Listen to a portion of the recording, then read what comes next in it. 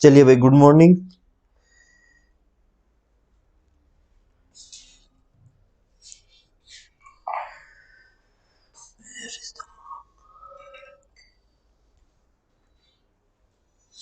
Good morning भाई, sound wound clear है सभी को? देखो बच्चे, आज बात करेंगे डीआई की, डाटा इंटरप्रिटेशन की।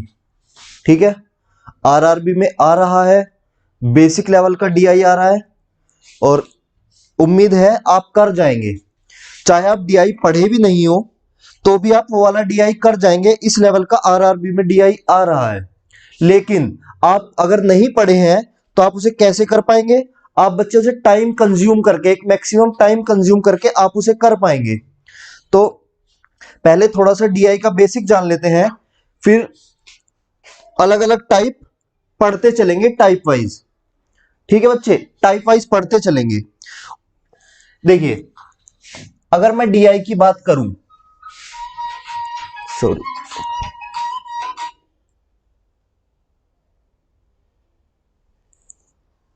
एक सेकंड रुकना बच्चे।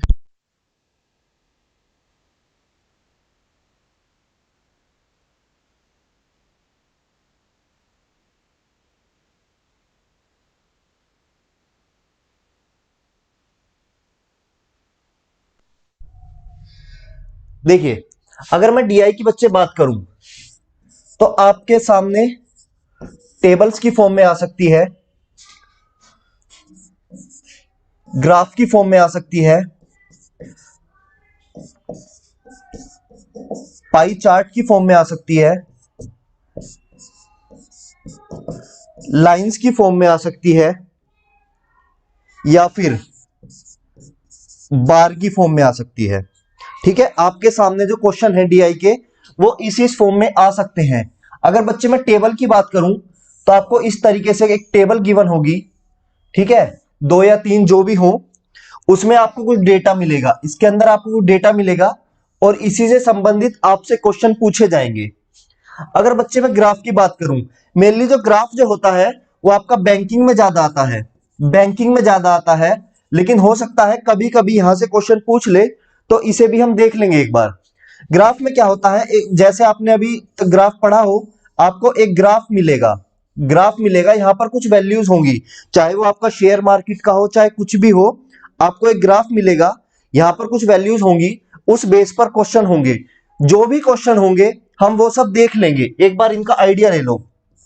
पाई चार्ट बच्चे 2 सबसे इंपॉर्टेंट है, पाई चार्ट, टेबल और बार, सॉरी 3 सबसे इंपॉर्टेंट है। पाई चार्ट की अगर मैं बात करूं, एक सर्कल होगा, ये सर्कल कुछ पार्ट्स में डिवाइड होगा, 4 5 6 जितने में भी होगा, वो एग्जामिनर की मर्जी है और यहां से क्वेश्चन पूछेगा आपको। आज हम पाई चार्ट ही देखेंगे, आज हम पाई चार्ट ही देखेंगे। अगर बच्चे लाइंस की बात करूं, एक लाइन होगी और लाइन पर कुछ वैल्यूज होंगी, लाइंस होंगी और उन पर कुछ वैल्यूज होंगी, वहां से आपसे क्वेश्चन पूछेगा।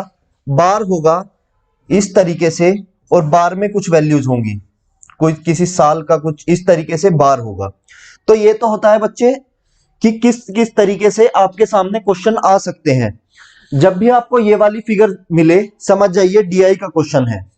अब आपको डीआई का क्वेश्चन करना कैसे है, देखो, कर आप सभी सकते हैं।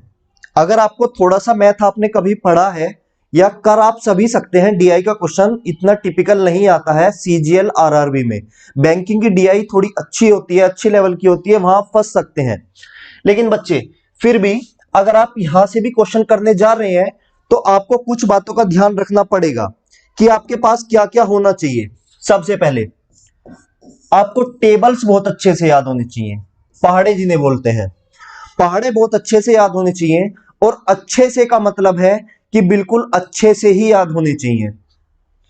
अच्छे से का मतलब है कि बिल्कुल अच्छे से याद होने चाहिए कि 8 नीम 72 होता है, जैसे हम मतलब जो पहले बचपन में याद कराए जाते थे, 9 नीम 81 होता है, 7 नीम 63 होता है, इस तरीके से पहाड़े बिल्कुल अच्छे से याद होने चाहिए। दूसरी बात, आपकी ईगल आई होनी चाहिए,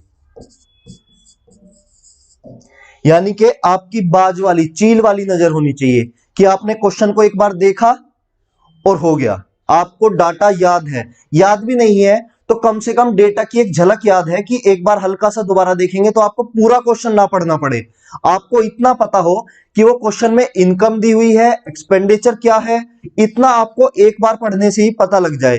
क्योंकि क्वेश्चन लेंथी होता है, टाइम आपके पास कम होता है और आप धीरे धीरे उसे अगर करेंगे तो क्वेश्चन नहीं कर पाएंगे, समझे? तो चील वाली आपकी नजर होनी चाहिए।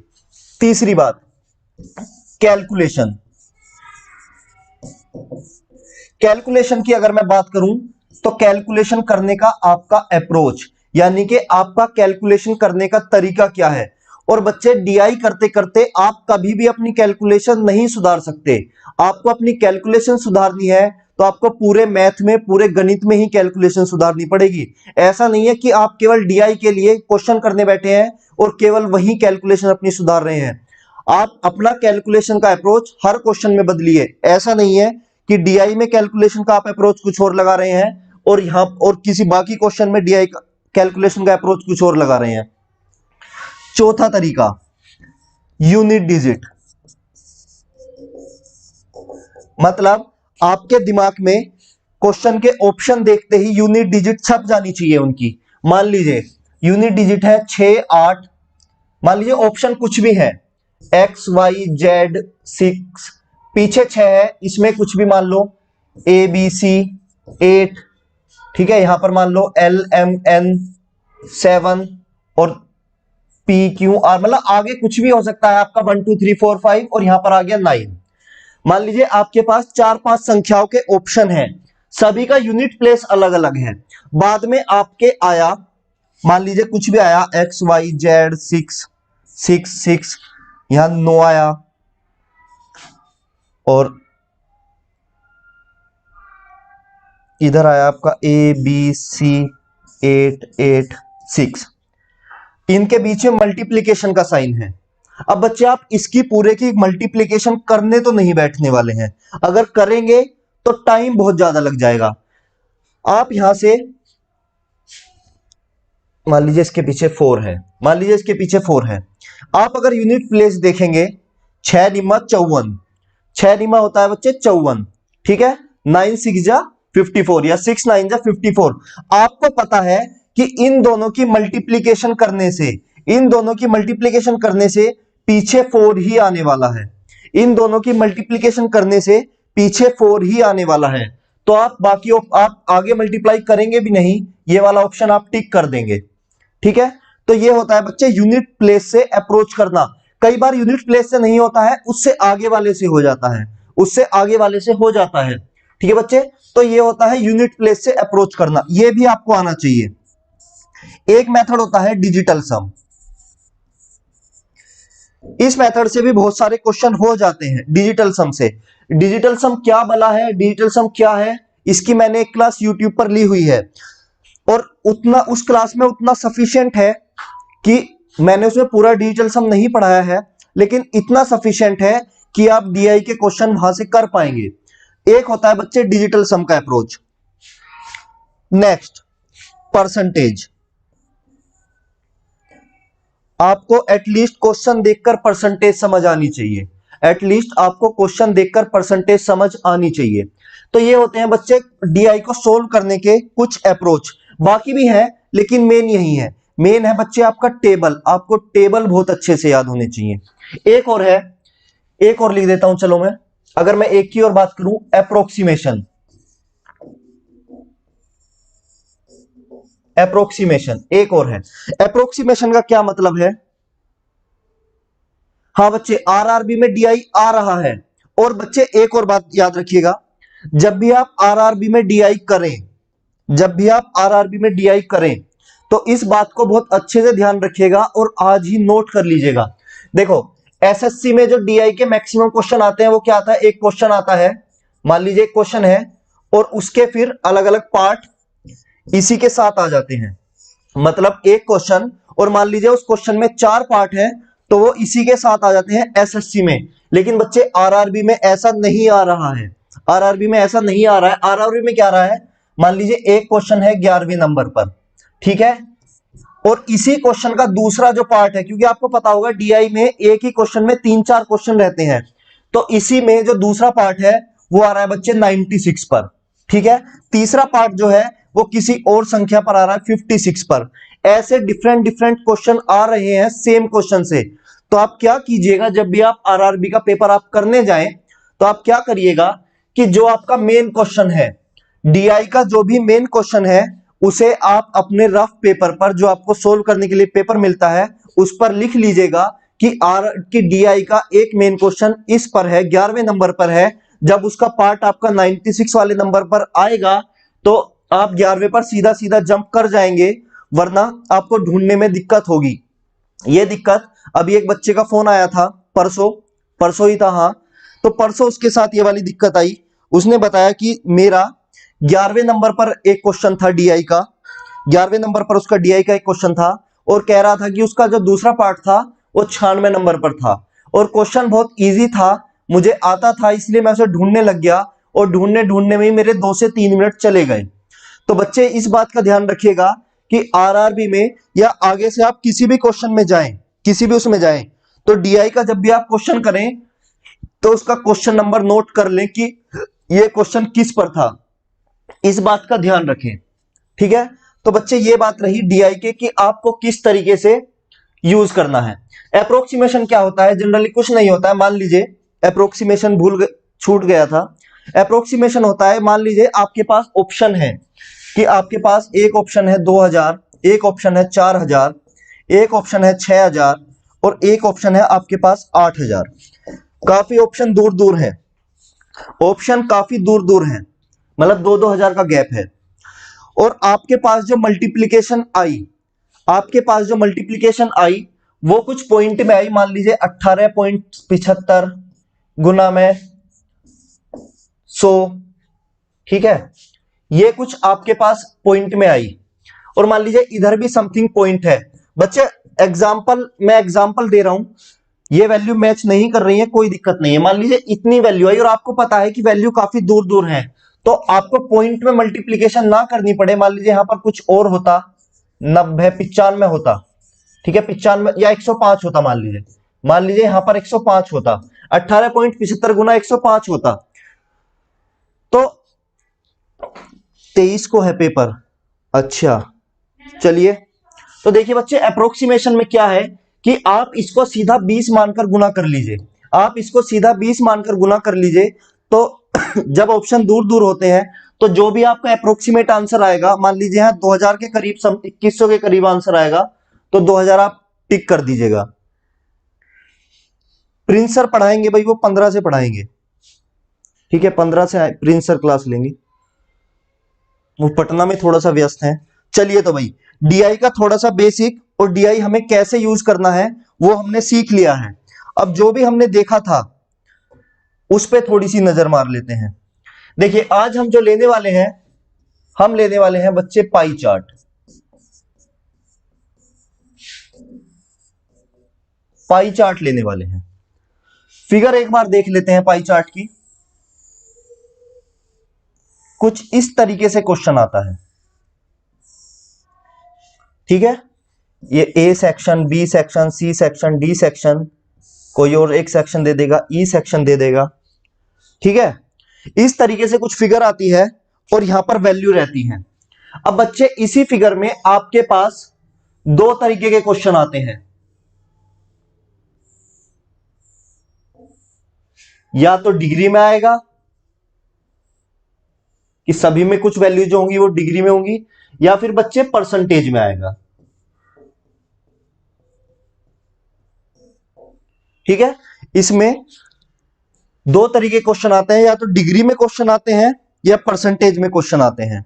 इन दोनों का ही इलाज देख लेंगे, इन दोनों का ही इलाज देख लेंगे। देखिए एक सर्कल है, उसके ये वाला एंगल कितना होता है बच्चे, टोटल एंगल कितना होता है, 360 डिग्री होता है। ये वाला टोटल एंगल होता है बच्चे 360 डिग्री। तो अगर मैं बात करूं कि A B C D E, अगर इनको मैं कैलकुलेट करूं तो ये जो टोटल डिग्री में जो इनकी वैल्यू होंगी उनका सम बच्चे 360 डिग्री के बराबर होगा। ए डिग्री, बी डिग्री, सी डिग्री, डी डिग्री, ई डिग्री, इन सभी का जो सम होगा बच्चे वो 360 डिग्री के बराबर होगा। अगर मैं यहां पर परसेंटेज की बात करूं, अगर मैं यहां पर परसेंटेज की बात करूं तो इन सभी की जो परसेंटेज होगी, A percentage plus B percentage plus C percent plus D percent plus E percent, वो किसके बराबर होगी बच्चे? वो होगी 100% के बराबर, वो होगी 100% के बराबर। तो इस बात का ध्यान रखिएगा कि क्वेश्चन आपको डिग्री में दिया गया है या परसेंटेज में दिया गया है। और वो क्या करता है कि क्वेश्चन तो आपको डिग्री में दे दिया, क्वेश्चन आपको डिग्री में दे देता है, लेकिन जो आपसे पूछता है, मतलब ऊपर जो वैल्यू गिवन है वो आपको उसने डिग्री में दे दी, लेकिन वो जो आपसे पूछ रहा है वो परसेंटेज में पूछ रहा है। तो परसेंटेज में पूछ रहा है तो मतलब आपको डिग्री को परसेंटेज, या फिर अगर क्वेश्चन उसने परसेंटेज में दे दिया और आपसे पूछ लिया डिग्री में, तो आपको डिग्री को परसेंटेज और परसेंटेज को डिग्री में बदलना आना चाहिए। कैसे होगा देखिए, सर्कल दोनों ही है, दोनों की वैल्यू बराबर रख देते हैं। मतलब 100% की अगर मैं वैल्यू देखूं, 100% की अगर मैं वैल्यू देखूं तो वो होती है बच्चे 360 डिग्री। अगर मैं 1% की वैल्यू देखूं तो वो होती है 3.6 डिग्री। मतलब 100% की वैल्यू 360 डिग्री होती है और 1% की वैल्यू 3.6 डिग्री होती है। ठीक है, इस चीज को हम बोलते हैं केंद्रीय कोण। यही वाला जो है, ये वाला जो है सेंट्रल एंगल या फिर केंद्रीय कोण।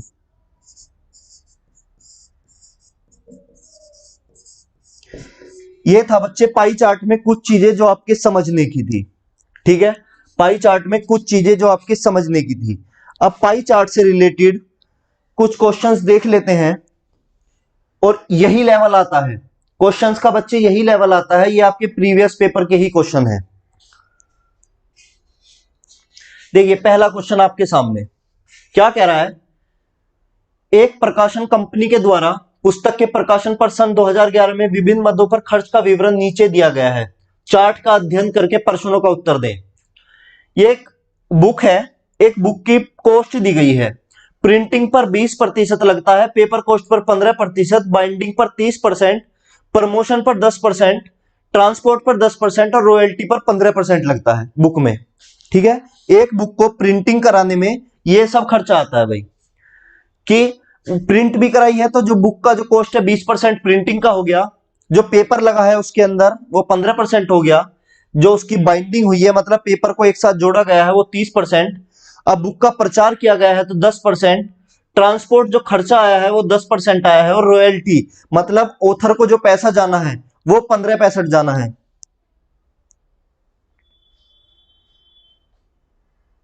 ठीक है भाई, प्रिंस सर से पढ़ लेना, किसने रोका है तुम्हें? कोई रोक थोड़े ना रहा है प्रिंस सर से पढ़ने के लिए तुम्हें। ठीक है, देखिए the price of book is 20% above cost price, मतलब जो अंकित मूल्य है वो 20% ज्यादा है उसके कॉस्ट प्राइस से, मतलब जितनी उसमें लागत मूल्य आई है। If there mark price is 180 degree sorry rupees 180, then the cost of paper for a single copy, एक सिंगल कॉपी के लिए पेपर कॉस्ट आपसे पूछा गया है। पुस्तक की अंकित कीमत यदि लागत मूल्य से 20% अधिक है, यदि अंकित कीमत पर रुपए 180 हो तो प्रति कॉपी के लिए कागज की लागत मूल्य बताएं। बताइए भैया आंसर।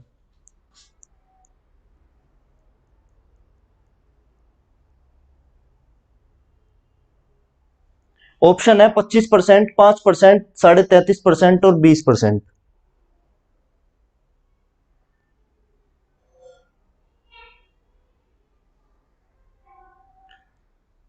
सॉरी, ऊपर वाले दो क्वेश्चन है बच्चे 84 और 85, royalty of book is less than the printing cost by.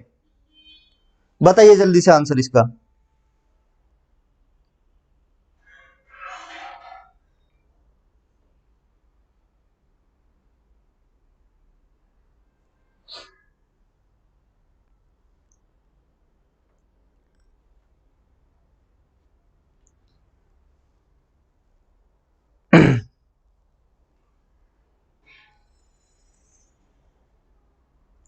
अरे CISI में किया होगा भाई ये वाला क्वेश्चन।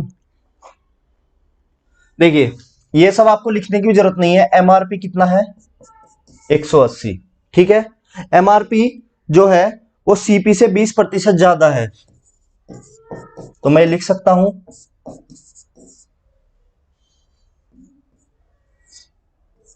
6 18 30, 6 दूनी 12, 2 पंजे 10।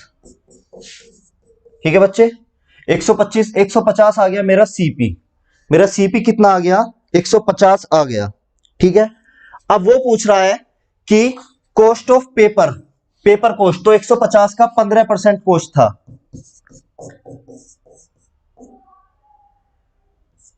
5 दूनी 10, 5 तिया 15, 15 ती 45 बटे 2, 22.50, 22.5 रुपए।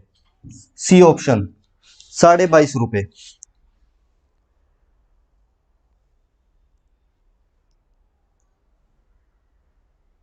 सर अब पीडीएफ नहीं देते हैं? हाँ बच्चे, पीडीएफ आज ही मैं डालूंगा, पीडीएफ आज ही डालूंगा। आपका टाइम एंड वर्क का सेकंड पीडीएफ बचा हुआ है, पाइप एंड सिस्टम का पीडीएफ बचा हुआ है। ठीक है, वो दोनों पीडीएफ में अभी क्लास के बाद आधे घंटे बाद आपके पास आ जाएगा। ठीक है, तो ऑप्शन 84 का अगर मैं बात करूं तो 22.5 आ गया। अब बच्चे 85 की बात करते हैं, 85 की बात करते हैं। अगर बच्चे मैं 85 की बात करूं, आप इसको दो तरीके से कर सकते हैं। कैसे? देखिए वो पूछ क्या रहा है, royalty is less than the printing cost by, royalty जो है वो प्रिंटिंग कॉस्ट से कितनी ज्यादा है?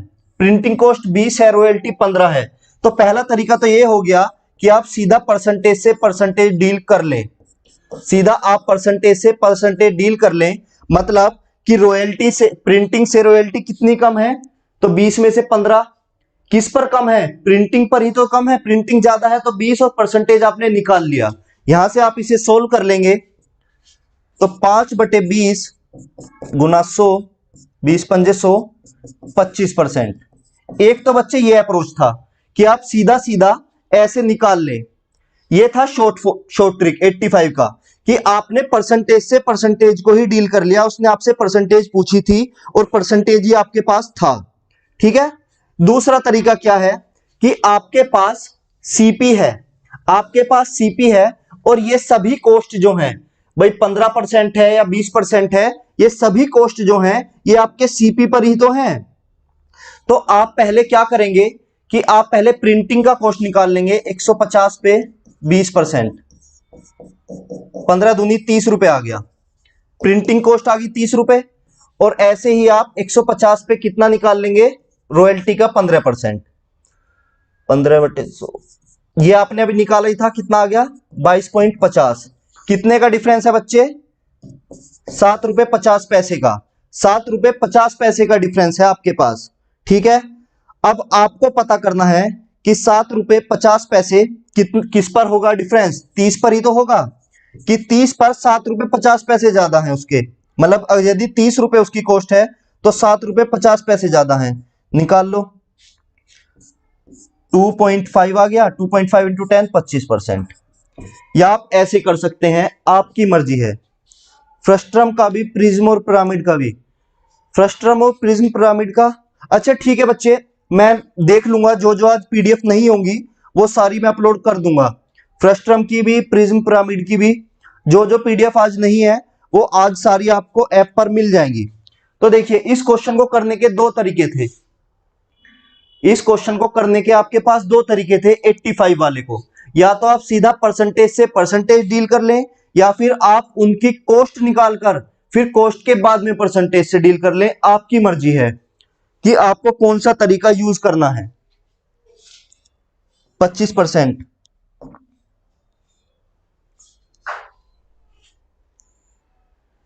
चलिए सेकंड क्वेश्चन ये रहा, विभिन्न स्रोतों से राज्य को होने वाली आय को इस पाई चार्ट में दर्शाया गया है। पाई चार्ट को ध्यान से पढ़कर प्रश्नों के उत्तर दें। Custom duty 4%, market tax 33%, income tax 35%, excise duty 10%, property tax 18%। विशाल आज दे देंगे भाई, ठीक है। जो जो पीडीएफ नहीं आई है आप मैसेज कर देना, आज मैं डाल दूंगा सारी पीडीएफ। दूसरा क्वेश्चन है, if the income from the market tax in a year be ₹165 crore, then the total income from other sources is.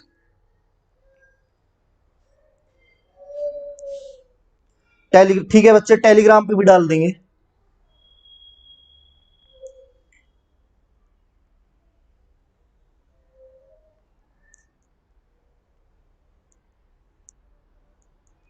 Telegram और ऐप दोनों पर ही आ जाएगी पीडीएफ। इसका आंसर बताइए। वो कह रहा है यदि इनकम जो है मार्केट टैक्स से 165 करोड़ है तो अन्य स्रोतों से कुल आय कितनी होगी।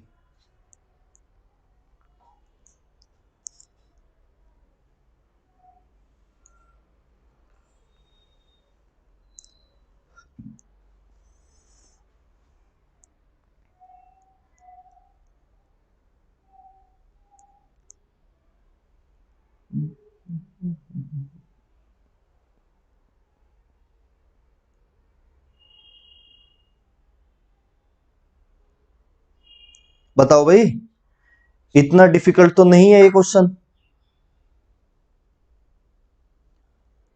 अच्छा, 500 किस किस का आ रहा है, 500 करोड़ किस किस का आंसर आ रहा है।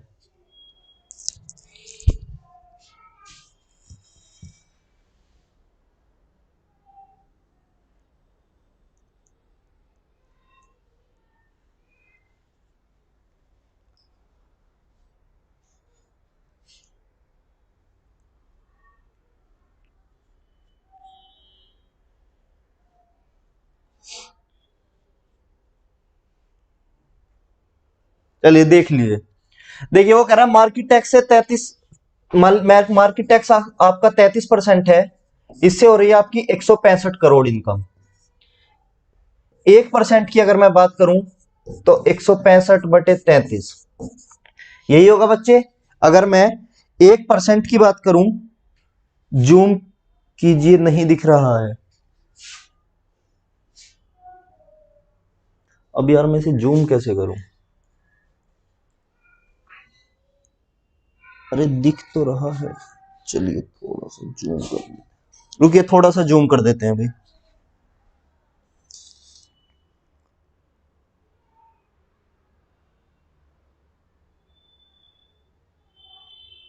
पर फिर जूम करने से यार क्वेश्चन कट जाएगा।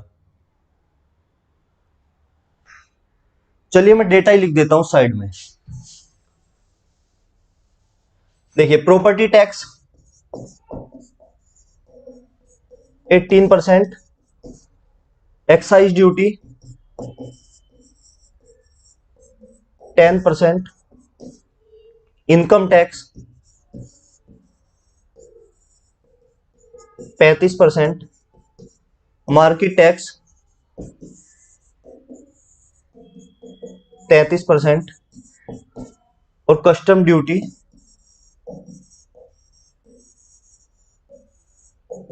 4%। ठीक है, ये है भाई डेटा।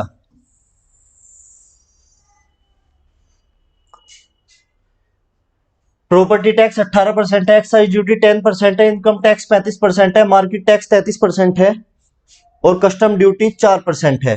आपसे पूछ रहा है कि मार्केट टैक्स जो है वो 165 करोड़ है, मतलब मार्केट टैक्स 165 करोड़ है, मतलब 33% की जो वैल्यू है वो 165 करोड़ है। तो 1% की वैल्यू कितनी होगी बच्चे, 165/33, ये होता है आपका 11×3 = 33, 11 11 एकम 11, 3×5 = 15, ये होता है बच्चे आपका 5%। 1% की वैल्यू 5%।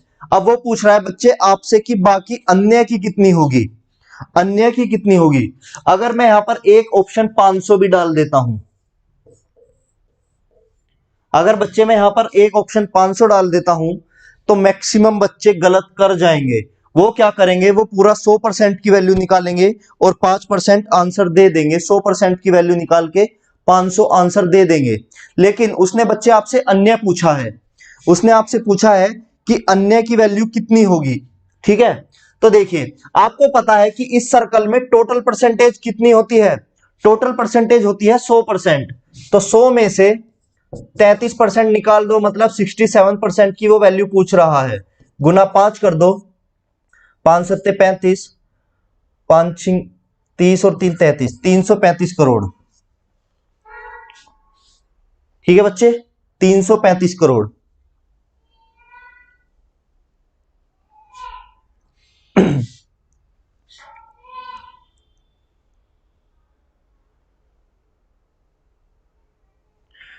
चलिए दूसरा देख लेते हैं।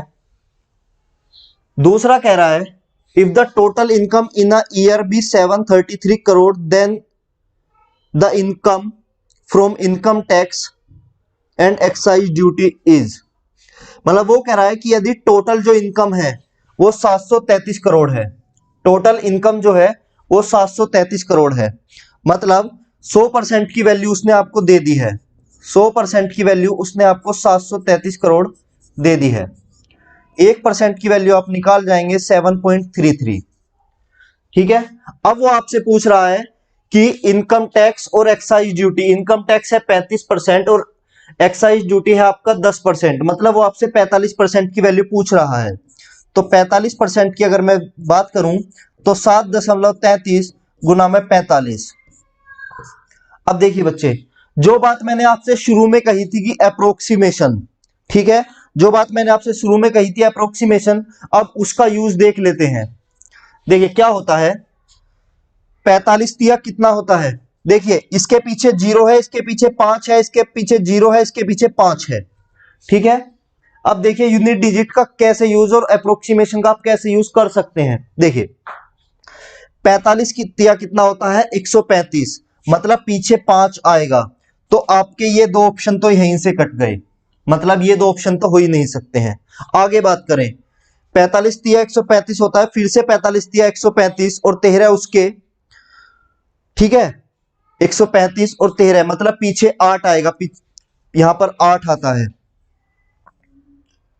135 और 13, देखो 135 और 13 जब आप जोड़ेंगे तो यहां पर कितना आएगा 8 आएगा, मतलब 0.85 आएगा, और 0.85 केवल सी ऑप्शन में ही है, तो आपको मल्टीप्लीकेशन करने की जरूरत ही नहीं है, केवल यूनिट प्लेस या उससे आगे वाला एक नंबर देखिए और आप सोल्व कर जाएंगे। देखिए पहले आपने 45 दिया, 45 की 3 में मल्टीप्लाई की 135 आता है, इसलिए कहता हूं टेबल अच्छे से याद करो भाई। ठीक है, 5 आया तो दो ऑप्शन आपने काट दिए, उसके बाद में फिर से आपने 45 दिया किया 135 और उसमें 13 उसके जुड़े हुए थे। ठीक है बच्चे, 13 उसके बचे हुए थे, तो यह आया आपका 148, तो यहां पर 8 आएगा, तो 85 केवल इसी ऑप्शन में था पीछे, इसलिए आपने ये वाला टिक कर दिया। तो इस तरीके से आप कैलकुलेशन को आसान बना सकते हैं। ये तो साफ दिख रहा होगा भाई ये वाला तो।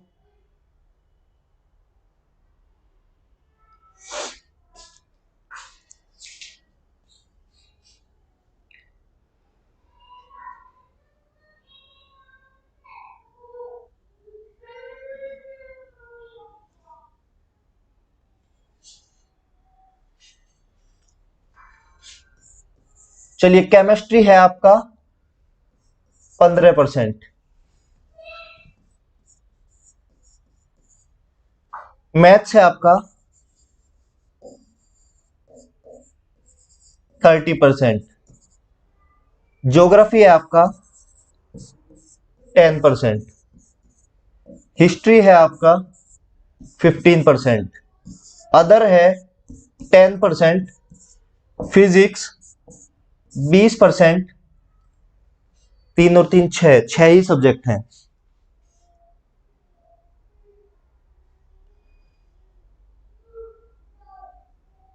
एग्जाम बाद में बच्चे मैं आऊंगा, अभी मेरा थोड़ा इधर काम है, आऊंगा मैं भी एग्जाम बाबा में जल्द ही, आपसे मिलेंगे पटना जल्द ही, पर अभी मेरा थोड़ा सा इधर काम बचा हुआ है, काफी काम है मेरा थोड़ा ऑफिस का, तो थोड़ा सा मैं इधर बिजी हूं।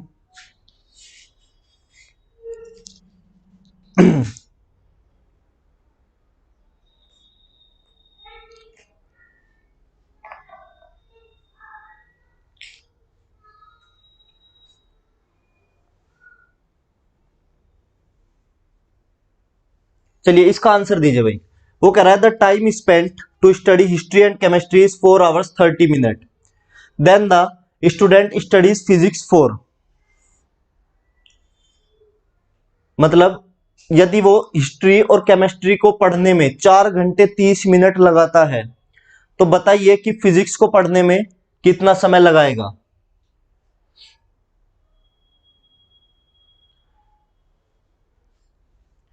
देखिए भाई, वो कह रहा है केमिस्ट्री और फिजिक्स, सॉरी केमिस्ट्री और हिस्ट्री दोनों की वैल्यू 30% हो जाएगी, 15-15 है। मतलब मैं अगर बात करूं कि 30% की वैल्यू जो है वो है 4 आवर और 30 मिनट, यानी कि 4.5 घंटे, ऐसे लिख सकता हूं मैं।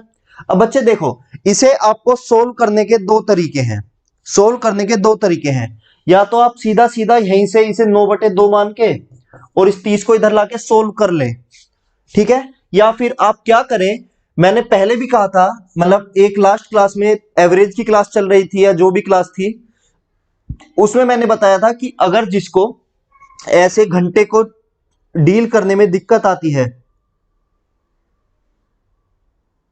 अच्छा, डेमो करने गए थे आप। चलिए, एक बैच और आ रहा है 11 तारीख से, एग्जाम बाबा में एक बैच और आ रहा है 11 तारीख से, 2 बजे से 5 उसका टाइमिंग है, ऑफलाइन में ही। देखिए, जिसको ऐसे दिक्कत आती है बच्चे, ठीक है, वो क्या करे, वो सीधा सीधा इसको मिनट में कन्वर्ट कर ले। जिसको 9/2 ऐसे दिक्कत आती है, वो इसको मिनट में कन्वर्ट कर ले। 6 चौक 24, यानी कि 270 मिनट हो गई। यानी कि 30% की जो वैल्यू है वो 270 है, और 1% की वैल्यू कितनी आई, 270/30, मतलब 1% की वैल्यू आई 9 मिनट। अब वो आपसे पूछ रहा है कि फिजिक्स का, फिजिक्स है बच्चे आपका 20%, तो 20% की वैल्यू जो हो जाएगी वो हो जाएगी 9 गुना 20, यानी कि 180। और आपको पता है 180 आप घंटे में कन्वर्ट करेंगे तो 60 से भाग दे देंगे, 6×18 3 आवर। तो आपकी मर्जी है। क्वेश्चन बच्चे, क्वेश्चन जब आप करने बैठे तो जरूरी नहीं है आप घंटे में ही डील करें, आप मिनट में डील कर लीजिए, आपकी मर्जी है आप कैसे करना चाहते हैं, ठीक है। दूसरा क्वेश्चन क्या कह रहा है, if the student studies chemistry for 3 hour then he she studies geography 4। यदि स्टूडेंट केमिस्ट्री 3 घंटे पढ़ता है तो ज्योग्राफी कितनी देर में पढ़ेगा। अब देखिए, केमिस्ट्री का है 15%, 15% की वैल्यू 3 घंटे है। कॉपी पेन नहीं उठाना है ऐसे क्वेश्चन में, कॉपी पेन नहीं उठाना है। 15% की वैल्यू 3 घंटे है। देखिए, जितने भी ऑप्शन गिवन है आपको, चाहे 15 है, 30 है, 10 है, 15 है, 10 है, 20 है, सभी 5 के मल्टीपल है, मतलब सभी 5 के मल्टीपल है, 5 से सब डिविजिबल हो रहा है। अगर 15% की वैल्यू, अगर वो कह रहा है 3 घंटे है, तो 5% की वैल्यू कितनी होगी बच्चे, 1 घंटा। और आपसे वो किसका पूछ रहा है, ज्योग्राफी का पूछ रहा है 10%, तो 2 घंटे हो गए। क्वेश्चन ऐसे ही क्लिक हो जाता है, बिना पेन उठाए क्वेश्चन सोल्व कर सकते हैं भैया आप। 15% की वैल्यू 3 घंटे, तो 5% की वैल्यू 1 घंटे, 10% की वैल्यू 2 घंटे, बी ऑप्शन। और आपका 2016 में आया हुआ क्वेश्चन है, कोई ज्यादा पुराना क्वेश्चन नहीं है, आपके एसएससी का ही क्वेश्चन है। तो इससे लेवल हाई किसी कभी कभी जाता है, वरना इससे लेवल हाई नहीं जाता है। तीसरा question, if the student studies 10 hour in a day then he studies mathematics 4। अब देखिए, 10 घंटे पढ़ता है पूरे दिन में, मतलब 100% की जो पढ़ाई करता है वो करता है बच्चे कितना, जो 100% की जो पढ़ाई करता है वो 100% की वैल्यू हुई आपकी 10 घंटे। तो आप यहां से 1% की वैल्यू नहीं निकालेंगे, सीधा 10% की वैल्यू निकालेंगे। क्यों, क्योंकि मैथमेटिक्स आपका 30% है, 10 से डिविजिबल है। तो ये आपको बच्चे उसी टाइम पर सोचना है कि आपको किस तरीके से क्वेश्चन करना है। यहां से आप 10% की वैल्यू निकालिए, 10% की वैल्यू क्या आएगी, 1 घंटे, 10% की वैल्यू 1 घंटे, 30% की वैल्यू 3 घंटे। भाई 100% की वैल्यू कितनी थी, 100% की वैल्यू आपकी थी 10 घंटे, 10 आवर। मैं यहां से 10% की वैल्यू निकाल सकता हूं 1 घंटे, ठीक है। 10% की वैल्यू मैं निकाल सकता हूं 1 घंटा। तो आपसे किसका पूछा था, 30% की वैल्यू आपसे पूछी थी, 30% की वैल्यू, तो कितना होगा, 3 घंटे। तो बच्चे ये सब आप पर डिपेंड करता है, ये सब जो है वो आप पर डिपेंड करता है कि आप कैसे अप्रोच करते हैं क्वेश्चन को करने के लिए। इसी में आप पेन उठा के क्वेश्चन पेपर करने लग जाएं पूरा लिख लिख के, या इसी में आप दिमाग लगा के करने लग जाएं, आपकी मर्जी है।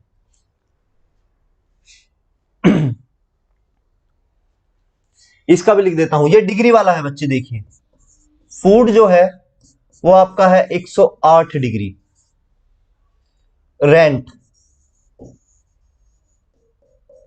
90 degree, saving 54 degree, clothing 36 degree और मिसलेनियस 72 डिग्री। क्या करा है दीप? 825 रुपए खर्च, तो टोटल मंथली एक्सपेंडिचर पूछा है, बताइए।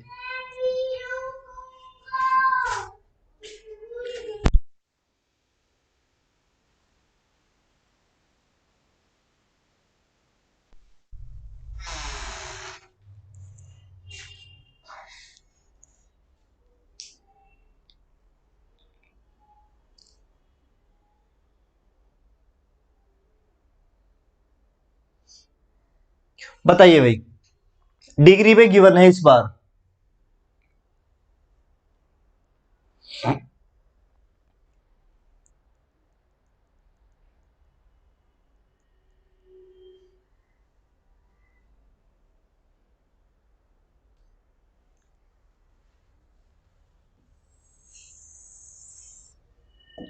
एक परसेंट कितने डिग्री होता है? 3.6 डिग्री। ठीक है। क्लोथिंग का उसने आपको गिवन है वस्त्रों पर, मतलब आपको गिवन है कि 36 डिग्री आपको गिवन है, आपको जो है वो 36 डिग्री गिवन है। ठीक, तो 36 डिग्री कितना हो जाएगा?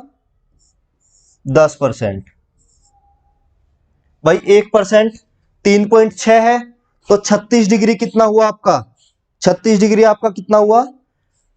वो हुआ आपका 10%। ठीक है, बस अब कुछ नहीं करना था आपको, अब कुछ भी नहीं करना था। अब देखिए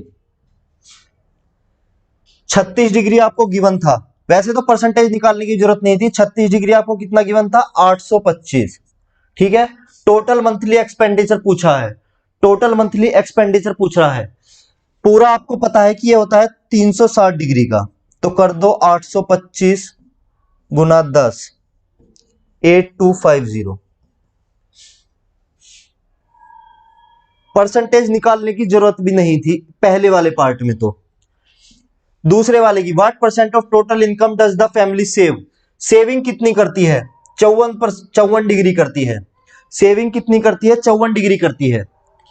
ठीक है बच्चे, अब परसेंटेज में आपसे पूछा है, अब कर लो भाई इसको परसेंटेज में कवर। अब देखिए आपसे, यहां से आपके 10% की वैल्यू आपको गिवन है, आपको यहां पर 10% की वैल्यू गिवन है। ठीक है, तो आपसे क्या पूछा है कि सेविंग कितने परसेंट करती है, तो आप निकाल ही पाएंगे।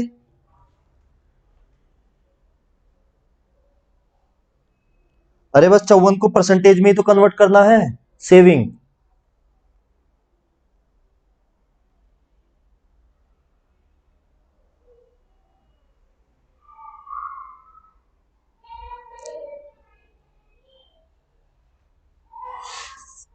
चौवन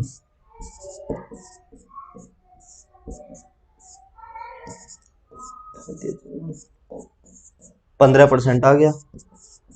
बस बच्चे परसेंटेज में ही तो कन्वर्ट करना था, कि 54 था उसको परसेंटेज में कन्वर्ट करने के लिए भाग दे दिया आपने 3.6 से, बस आ गया आपका 15%। तीसरा, फूड और मिसलेनियस का आपसे रेशो पूछा था, आपसे पूछा था फूड और मिसलेनियस का रेशो पूछा था। फूड कितना है? 108, और मिसलेनियस कितना है? 72।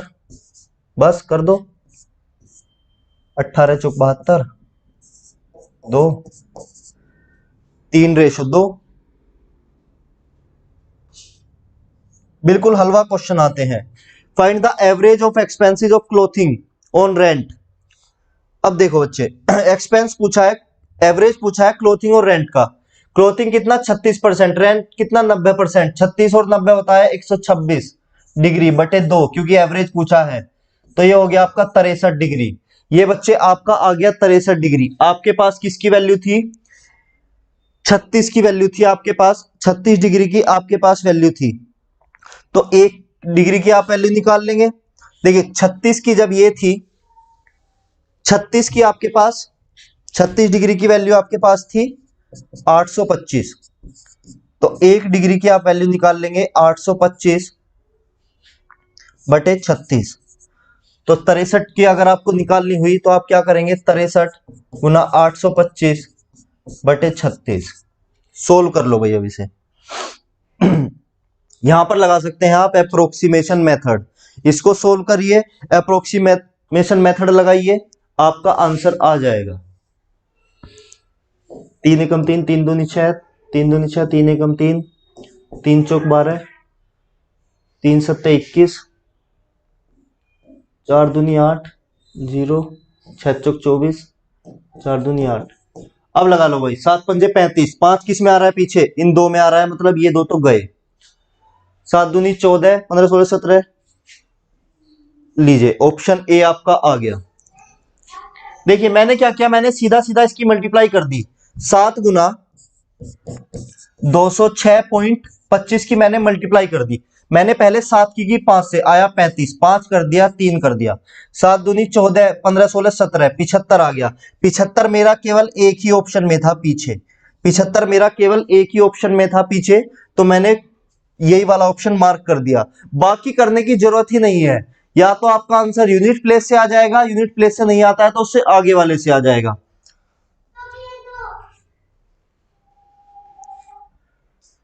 चलिए एक क्वेश्चन ये रहा, A B C D E दिया हुआ है।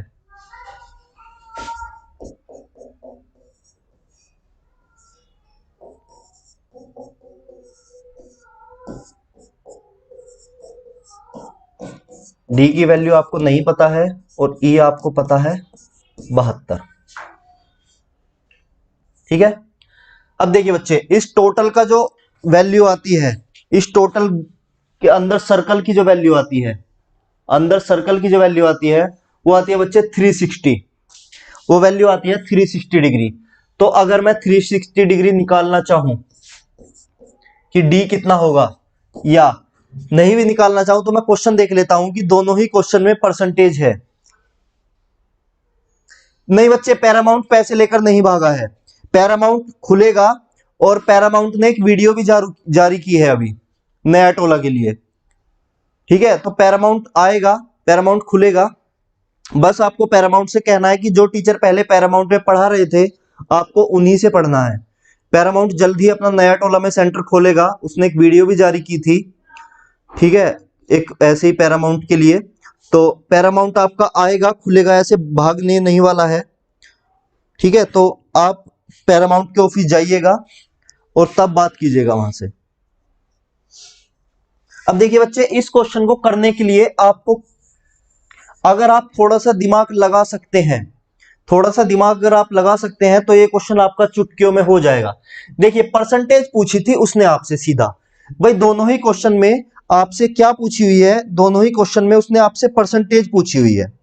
ठीक है, और देखिए ये सभी जो है ना बच्चे, ये सभी जो है आप देखेंगे, ये भी ये भी ये भी ये भी जितने भी आपके पास हैं, ये सभी बच्चे आपके क्या हैं? 18 के मल्टीपल हैं। 18 तिया, 18 सत्ते, 18 चौके, ये सभी बच्चे आपके क्या हैं?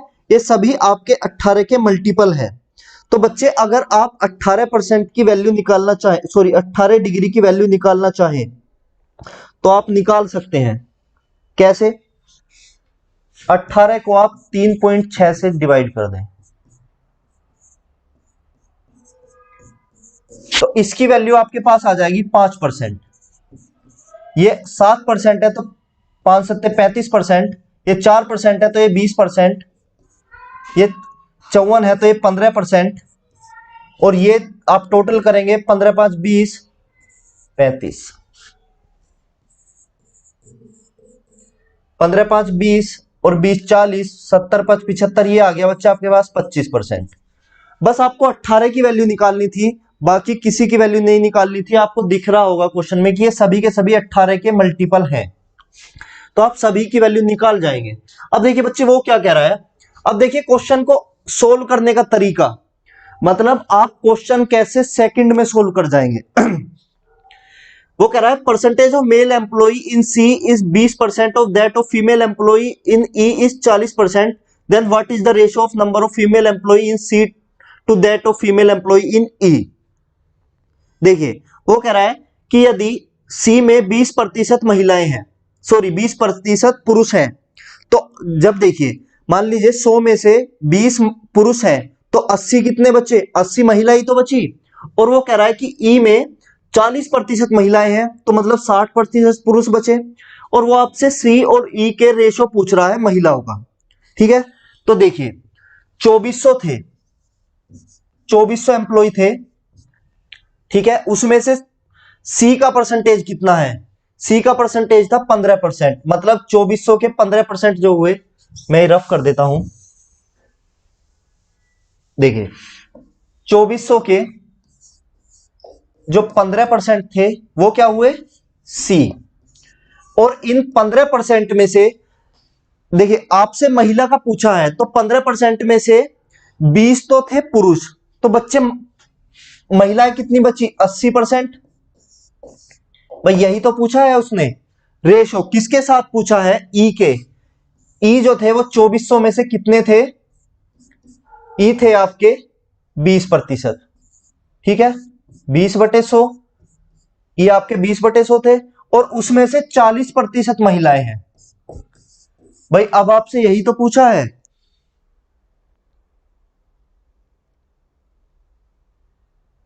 भाई सी और ई आपसे यही तो पूछा है, ठीक है।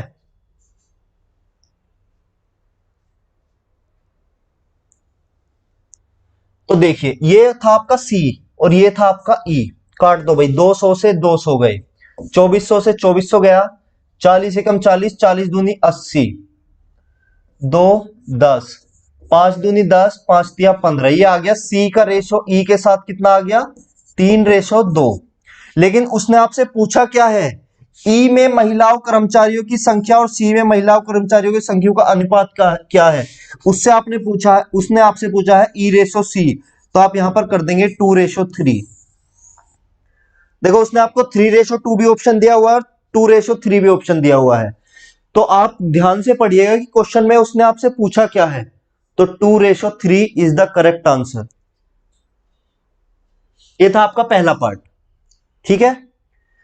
ये आप दूसरे तरीके से क्या कर सकते थे कि पहले सी में सी का 15% निकालते, जो भी आता उसका 20% निकालते, फिर उसे उस 15% से घटाते, ठीक है, तो वो आपका महिलाओं की संख्या आ जाता। सिमिलरली आप क्या करते, आप ऐसे ही ई वाले में करते कि आप 2400 का पहले 20% निकालते और फिर उसका 40% निकालते, तो वो जो दोनों आते फिर उनका रेशो निकालते, तो बच्चे रेशो यही आता। अगर आप कहेंगे तो मैं ये भी करके दिखा दूंगा, ठीक है। बाकी आप ये वाला अप्रोच लगाएं तो ज्यादा बेटर है कि 2400 का 15% सी था और 15% का 80% जो था वो महिलाएं थी, क्योंकि 20% पुरुष थे। ऐसे ही हमने ई वाले में किया कि 2400 का 20% ई था और उस ई में से उसका 40% महिलाएं थी, तो यही रेशो आपसे पूछा था, ये आपने निकाल लिया था। लेकिन ये आपसे पूछा नहीं था, आपसे पूछा था E/C।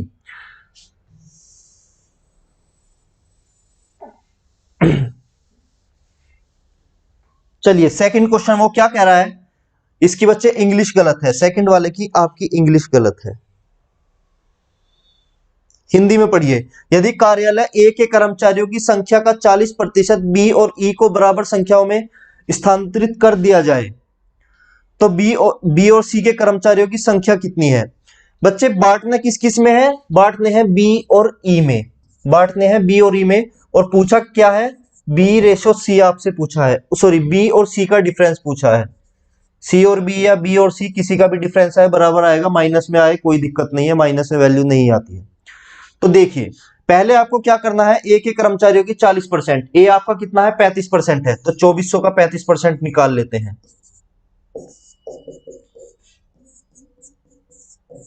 ठीक है, और उसका 40% आपसे पूछा है, उसका 40% आपको बांटना है। ये काट दिया, इससे ये गया, 2 दूनी 4, 2 पंजे 10, 5 सत्ते 35, तो यह आया 24 दूनी 48 गुना 7, 48 8 सत्ते 56, 336। 336 को 2 में बांटना है, 168, यानी बी को हम देंगे 168, 168 बी को देंगे और 168 देंगे हम सी को, सॉरी ई को। ठीक है, बी को 168 दे दिए और ई को 168 दे दिए हमने। ठीक बच्चे, अब वो आपसे क्या कह रहा है, अब वो कह रहा है कि बी और सी में कितना डिफरेंस है। तो बी कितना है आपके पास, 5%, यानी कि 2400 का 5%, 24 पंजे 120 प्लस 168 ये वाले, क्योंकि 168 हमने उसे दे दिए हैं, तो 8 6 और 2 8 और एक और 2, 288 आ गया बी की वैल्यू। सी की वैल्यू अगर मैं निकालना चाहूं, सी कितना है आपका, सी है आपका 15%, तो 2400 का 15% में अगर निकालना चाहूं तो 24 धाम 240, 360, डिफरेंस देख लो बच्चे, 72 आएगा। तो यही बी ऑप्शन आपका 72 आपका करेक्ट ऑप्शन होगा। ठीक है, तो बच्चे ये आपके कुछ क्वेश्चन थे पाई चार्ट से रिलेटेड। बस आपको ध्यान रखना है कि आप सॉल्यूशन कैसे करते हैं। जब आप सॉल्यूशन कर जाएंगे तो आपकी अप्रोच पे अपना ध्यान दीजिएगा कि आपकी अप्रोच बिल्कुल सही होनी चाहिए। क्वेश्चन करते हुए सही अप्रोच लगाएंगे, टाइम कम लगेगा, थोड़ी गंदी अप्रोच लगाएंगे तो टाइम ज्यादा लगेगा, बाकी क्वेश्चन आप कर ही पाएंगे। चलिए तो ठीक है, कल डीआई की, कल तो छुट्टी रहेगी भाई संडे, और आज शाम वाली एडवांस की क्लास की भी छुट्टी है। तो अब मिलते हैं मंडे। चलिए।